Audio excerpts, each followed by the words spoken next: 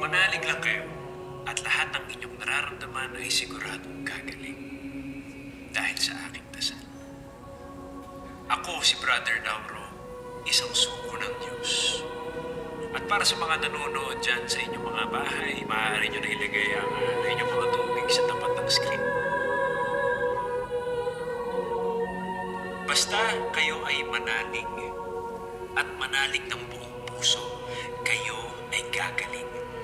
At dahil ako ang sugo ng Diyos, manalig lang kayo sa akin, walang karamdaman na hindi gagaling.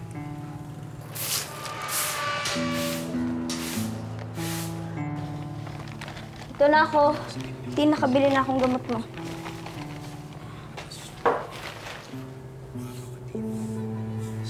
Taas pa rin ang lagnat mo, ah. Halika, halika. Minom ka paracetamol. Tuloy natin tong paracetamol mo. Kada 4 na oras to. So, minom ka ng maraming tubig, ha? Ba't bumili ka pa ng gamot? Dagdag gastos lang yan. Magagamot naman siya nitong miracle water na dinasalan ni Brother Lauro.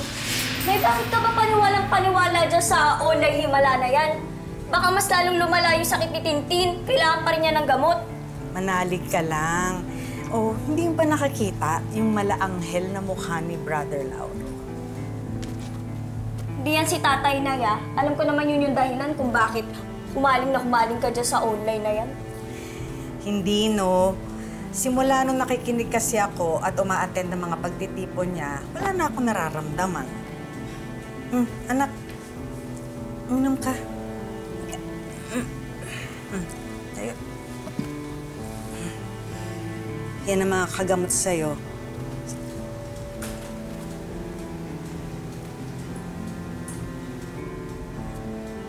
Kalma ka lang, anak, at maniwala para mas lalo maging epektibo ang miracle water ni Brother Lauro.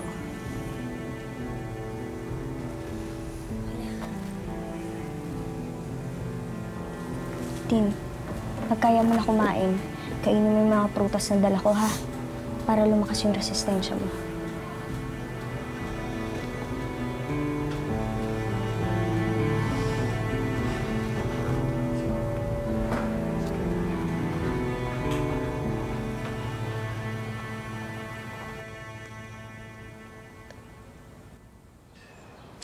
Anumang sakit nyo ay siguradong gagaling. At nasusulat, mga kapatid, sa iyo, aking Diyos, ako'y tumaing. At ako na may iyong pinagaling. Basta kayo ay magdasal sa akin, siguradong gagaling kayo. Nay, alis na po ako, ah. Tatrabaho lang ulit. Mahaba-haba yung kalye na nakatoka sa aking linisin, eh.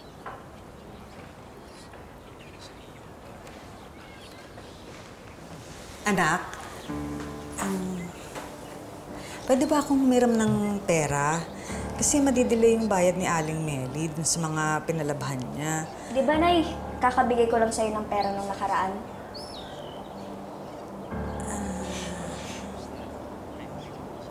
Eloisa? Eloisa? Makakapagbigay ka na ba ng alay para sa kongregasyon? Sa makatuwid, mga kapatid, kung gaano kalaki ang inyong alay, ganong kalaki ang inyong pananampalataya. Nay, huwag mong sabihing nagbibigay ka ng pera dyan sa peking sugo ng Diyos na yan, ha? Iha, hindi peke si Brother Lauro. Kung ano man yung sabihin mo, baka may mangyari masama sa'yo. Kung sino mang lumalaban sa sugo ng Diyos, baka mapahamak. Kasalanan mo to, eh. Kung saan mo dinadala yung nanay ko, ngayon kung ano-ano natututunan. Tara, tumigil ka. Eloisa, aalis na ako, ha? Magkita na lang tayo sa pagtitipon, ha? Pasensya ka na, Flor. Anak, hindi kita tinuruan na mambastos ng mas nakakatanda sa'yo. Hindi ako nababastos, Nay. Ang alam ko, kaya pinayagan kitang manood ng mga online himala na yan, Kasi libre. Eh ano ngayon? May bayad pala? Totoo si Brother Lauro. Eh hindi ba nga, napagaling ng miracle water si Tintin? Nay! Pinainom ko ng gamot si Tintin, kaya gumaling. Hindi dahil siya sa miracle water na yan, ha? Hindi anak, marami na siyang napagaling. Simula nung umanib ako sa kanila, bumuti na...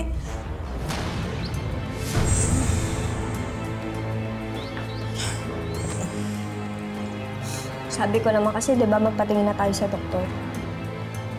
Ikaw ang dahilan nito. Ayaw mo kasi akong pahiramin eh. Di kung ayaw mabigyan ng pera, wag. Dami-dami pang sinasabi.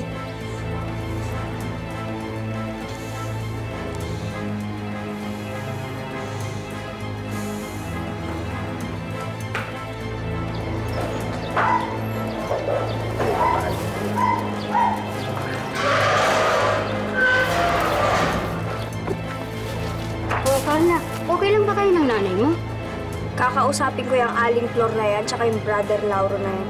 Mamaya pagtapos ng trabaho natin. Kung ano-ano ba naman tinuturo sa nanay ko? Tara na.